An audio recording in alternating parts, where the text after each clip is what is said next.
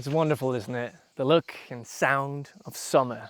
Not only are the vistas beautiful here in July, but we also have 15 beautiful games landing on to the Switch 1 and 2. Well, all of them technically on Switch 2 because of backwards compatibility, but I'll specify in the banners and probably also when I talk about the games, if the games come out on Switch 1 and 2, if they have a Switch 2 upgrade, or if it's a Switch 2 exclusive. But without further ado, why don't we just dive right into this list so I can also get out of the blistering heat. Alright then, let's dive right into it. And starting us off, we have System Shock 2 25th Anniversary Remaster, coming out now after a little delay on July 10th. So, what is this? Well, it's a sci-fi horror first-person shooter set in the year 2114. The original game was mainly single player but also had co-op, although it was filled with many issues. This remaster though has set out to fix those issues, so it now should be playable without crashes and whatnot, up to 4 players total. I haven't played the original since I hate horror, so I actually don't exactly know how faithful this remaster is, but if this is anything to go by, it's staying true to the formula but just upgrading models and textures. I think it looks pretty good, even if it doesn't have a dedicated Switch 2 version. And the next game in line is actually, well, 2 games, being Tony Hawk's Pro Skater 3+4, coming out July 11th. It is time to skate that board. No idea if you can actually say that, because you'll be skateboarding around ramps, rails to try and get the most amount of points, or just free roam. One thing that people might be sad to hear is that the 4th game's career mode has been axed, unfortunately. And if you want to hear how gutted Alex is about that, I'll leave a link to a video where he goes over why that's such a gut punch to him. You can skate around as loads of famous skaters, and it's a really good time, so I've been told, because the original games came out around the time I was born, so I've just never gotten around to play them. Besides, I was a skate kid anyway, but the visual upgrade is quite substantial as shown here. And this is coming to Switch, but there's also a Switch 2 version coming out, which is really nice to see. And following up a bundle of 2 games, we have another bundle of 2 games, although here it's 1+2 instead of 3+4. It's Patapon 1+2 Replay, coming to Switch 1 the 11th of June. My god, does this just look like my type of game. If you know me, I'm a big music head and love rhythm games. Rhythm Heaven Megamix, what a great time. So, as you might have guessed, these are rhythm games. You command these creatures called Patapon in battle, and you'll be hitting the 4 different buttons on your controller to make different combos/commands to either attack, jump, retreat, and more. These were released back in 2007 and 2009, and they were only released on Sony hardware, but they're finally making their way to Nintendo hardware. I absolutely love the art style and the choppy look of the Patapons themselves. The gameplay loop looks super fun, and I'll take a rhythm game any day of the week, especially on a Friday, which is the day of the week this one comes out. The big game we're all waiting for, Donkey Kong Bonanza, coming out July 17th exclusively on the Nintendo Switch 2. It's been years and then some since the last new Donkey Kong game, being Donkey Kong Tropical Freeze, which came out on the Wii U back in 2014. Now, 11 years later, we're getting a fully 3D Donkey Kong game, which looks to be Mario Odyssey but somehow even better. Time will tell if it will end up being the case, but my god, did the last Direct sell me on this game. The gimmick of this one is that you can practically punch holes and obliterate each level to the ground. While you're doing this, well, obviously you're searching for gold, artifacts, and golden bananas, which make Donkey Kong go, ooh, banana. On your back, on your travels, you're accompanied by young Pauline. You're both trying to race the evil Void Company to the center of this fantastical planet with multiple layers that look enormous. And my god, it's beyond gorgeous. And DK has different abilities, like the ability to turn into the elders of some of these areas, become a zebra and an ostrich. Yeah, this is just oozing with creativity and charm, and if you want to know more, we've already played it, so I'll leave a link to the preview down below. One day later, we have a game that's looking to twist what a Pac-Man game is. Yes, what you're looking at is a Pac-Man game, even though it doesn't look like it. Shadow Labyrinth releases July 18th with both a Switch 1 and 2 version. You play as swordsman number 8, and you're accompanied by Puck. You'll be battling big baddies, and the only way to survive this shadowy place is by consuming what you kill to get stronger. I am so intrigued by the direction of this game. The art style and atmosphere is so... well, you're looking at it yourself right now, aren't you? So you can tell what I mean. I just love they're trying something completely new with Pac-Man. Count me sold. Following that up, we have a game where you go on a journey that will challenge your perception of perspective. It is Monument Valley 3.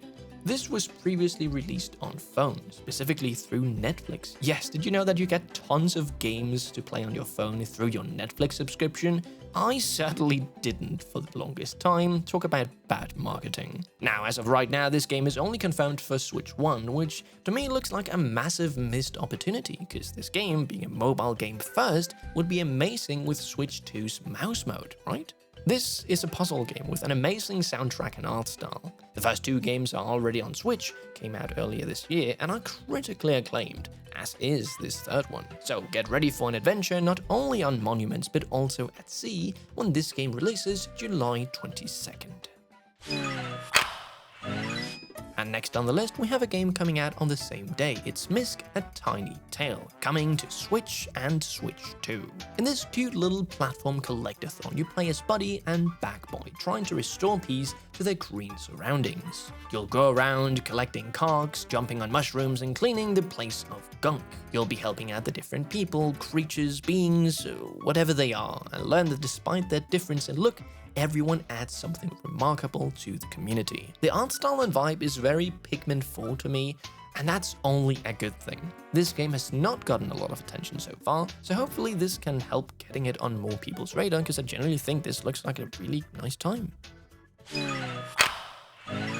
And out of nowhere, we have a new WWE game, WWE 2K25, which is launching on Switch 2 July 23rd, and we can only hope that this is better than WWE 2K18 that launched on Switch in a miserable state. Now, I myself don't care for WWE at all. I'm good with supporting Barcelona in football, but there's many people who really enjoy the entertainment. In this release, there's some form of story mode, female wrestlers have been added to the mix, and online multiplayer is also here, so if you're playing alone, it'll be a lot more fun than playing against CPUs. And something that surprised me is that this game supports 8-player local co-op, something that not a lot of games do.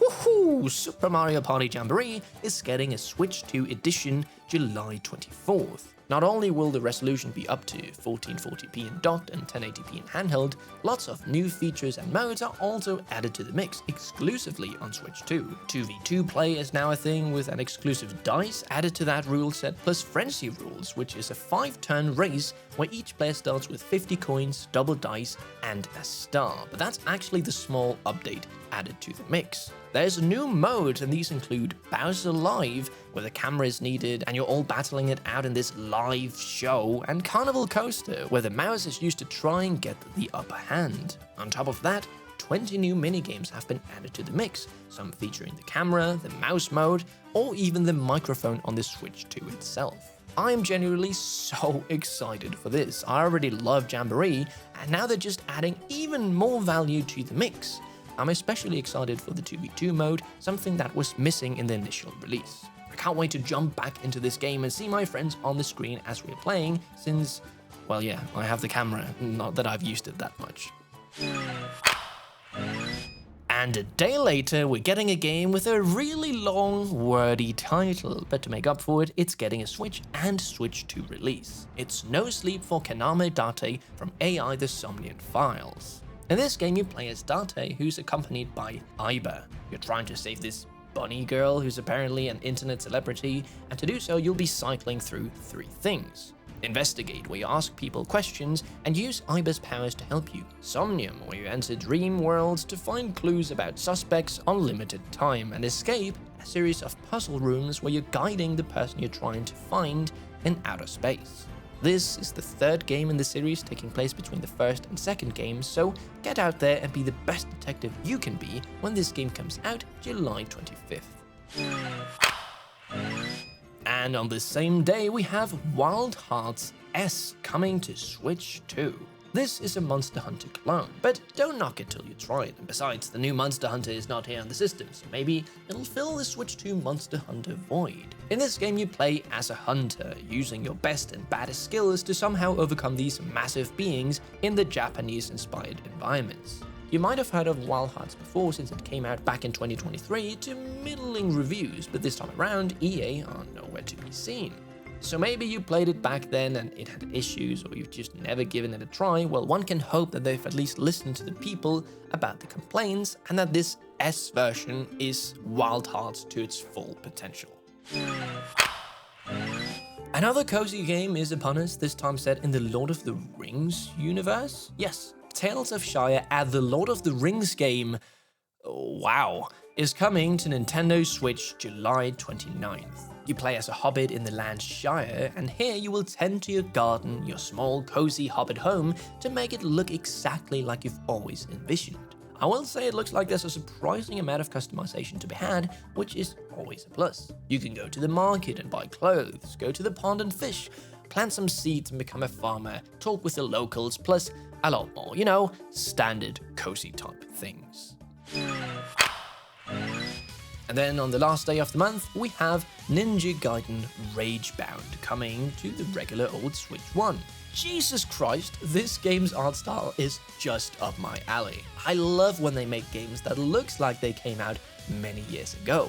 In this 2D side-scrolling pixel art hack and slash, you'll be playing as the two characters Kenji and Komori, each with their own abilities. Fight tons of foes and bosses while getting blasted in the ears by the epic music that totally nails the vibe of what ye eyes are looking at. This game is trying to take the elements that work so well in the 3D Ninja Gaiden games and blend them seamlessly into 2D. And if you're in doubt if that is a task manageable, this is being made by the same people who made Blasphemous. So if you enjoyed that, get ready to eat July 31st.